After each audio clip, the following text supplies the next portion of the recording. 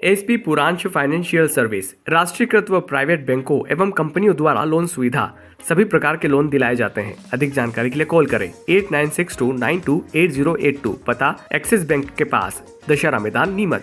रतलाम जिले के पिपलोदा थाने के कंचनखेड़ी में 11 दिन पूर्व जानलेवा हमले में घायल 77 वर्षीय वृद्ध की मेडिकल कॉलेज में उपचार के दौरान मौत हो गई। वृद्ध की मौत के बाद परिजनों ने आरोपियों की गिरफ्तारी सहित मकान तोड़ने की मांग की। शव को एसपी कार्यालय ले जाने को लेकर दिन भर हंगामा चलता रहा। पुलिस अधिकारी आक्रोशित परिजनों और रिश्तेदारों को दोपहर 1 बजे से समझाने में लग रहे, लेकिन वे मानने को तैयार नहीं थे। नाराज परिजन और आक्रोशित समाजजन एसपी राहुल कुमार लोढ़ा से मिलने शाम 5 बजे एसपी ऑफिस पहुंचे। एसपी लोढ़ा द्वारा 2 दिन के भीतर फरार आरोपियों को गिरफ्तार करने का आश्वासन दिया गया। इसके बाद नाराज लोग मेडिकल कॉलेज से शव को अंतिम संस्कार के लिए गांव लेकर रवाना हुए। शनिवार सुबह 11 बजे गंभीर घायल नाथूलाल ने दम तोड़ दिया। नाराज परिजन और ग्रामीणों ने मौके पर ही हंगामा खड़ा कर फरार पिपलोदा जनपद उपाध्यक्ष सुरेश जाट और एक अन्य को तत्काल गिरफ्तार करने की मांग की व उनके मकान तोड़ने की मांग की। सूचना पर मौके पर पिपलोदा एसडीओपी शक्ति सिंह चौहान और थाना प्रभारी सहित औद्योगिक थाना प्रभारी राजेंद्र वर्मा पहुंचे। यहां पर आक्रोशित परिजन को पुलिस अधिकारियों द्वारा दिन भर समझाते रहे, यहां तक कि मेडिकल कॉलेज में पुलिस बल भी लगाना पड़ा। नाराज परिजन पुलिस अधिकारियों के आश्वासन से संतुष्ट नहीं होकर एसपी लोढ़ा के पास शव को लेकर प्रदर्शन की मांग पर अड़े रहे। पुलिस द्वारा शव नहीं सौंपने पर नाराज परिजन अपने अपने वाहनों से मेडिकल कॉलेज से एसपी कार्यालय पहुंचे। एसपी लोढ़ा के चैम्बर में करीब 25 मिनट तक चर्चा उपरांत आरोपियों को जल्द गिरफ्तार करने और सख्त कार्रवाई की बात की गई। राहुल बैरागी की रिपोर्ट।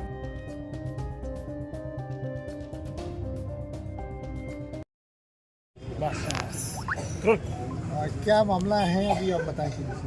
जी, मामला ये है कि हमारे बड़े बाबूजी की डेथ हो चुकी है। 24 को उन पे प्राणघाती हमला हुआ था। सुरेश जाड़ोर के सभी गुंडे जो थे सम्मिलित होकर, उसके घर की 4 महिलाएं भी सम्मिलित थी, उसमें धारदार हथियारों से उन पे हमला किया गया था, जिसमें उनके प्राणघाती हमला हुआ था। तो आज उनकी सुबह 11 बजे डेथ हो गई है। और जो है कि पहले भी हमलावरों ने हमला इनके बेटे पे कर चुके हैं। उसने आरटीआई के तहत मांग की थी 2022 में 10वीं के दिन जो है कि इन्होंने इस पे हमला किया था उनके बेटे पे, जिसमें 25 जनवरी को तारीख लगी हुई थी और 24 तारीख के दिन इन सभी हमलावरों ने मिलकर हमारे बाबूजी के, जो कि मेन गवाह थे इस केस पे, उन पे प्राणघाती हमला किया, जिसके कारण आज इनकी डेथ हो चुकी है। इसमें पिपलोदा थाने के जितने भी पुलिसकर्मी थे, सबका सहयोग श्रेय जो है कि सुरेश जाट को मिलता हुआ है। इसमें पहले भी 3-4 केस हो चुके हैं। एक बार इसके गुंडों ने मिलकर महिला सरपंच का भी सर फोड़ा था, जिसमें महिला सरपंच थाने में रिपोर्ट लिखवाने के लिए जो है गई थी, पर वो टंकी का विषय था, नल टंकी का जो मैटर था, उसको चेंज करके इन्होंने एफआईआर ही गलत लिखवा दी थी। कौन है सुरेश जाट? कौन है ये? पिपलोदा जनपद उपाध्यक्ष है जनपद पंचायत। अभी क्या मांग है?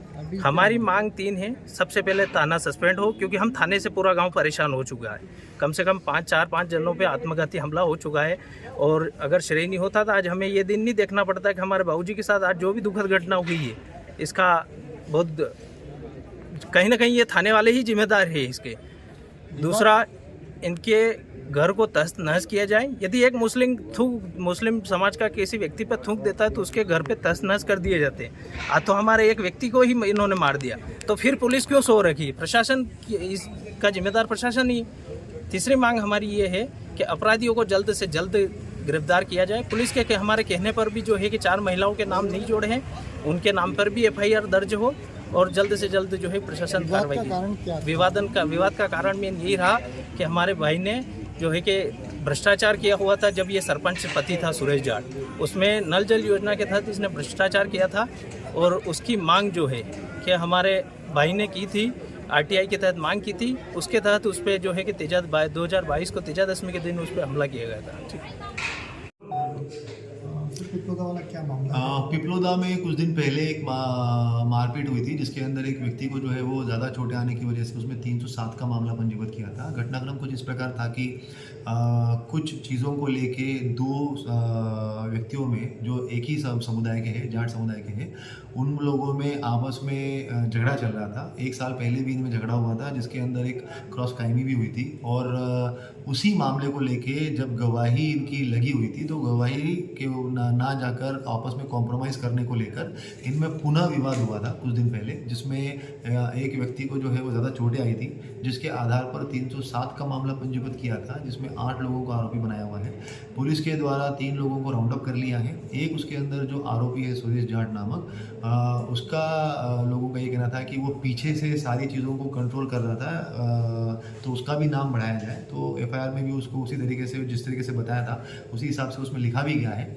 और अभी जो है उस व्यक्ति की जो अस्पताल में भर्ती था उसकी डेथ हो गई है। 302 का मामला उसके अंदर, 302 की धारा जो है वो बढ़ाई गई है और अन्य आरोपियों की गिरफ्तारी के लिए भी लगातार प्रयास किए जा रहे हैं। ठीक ठीक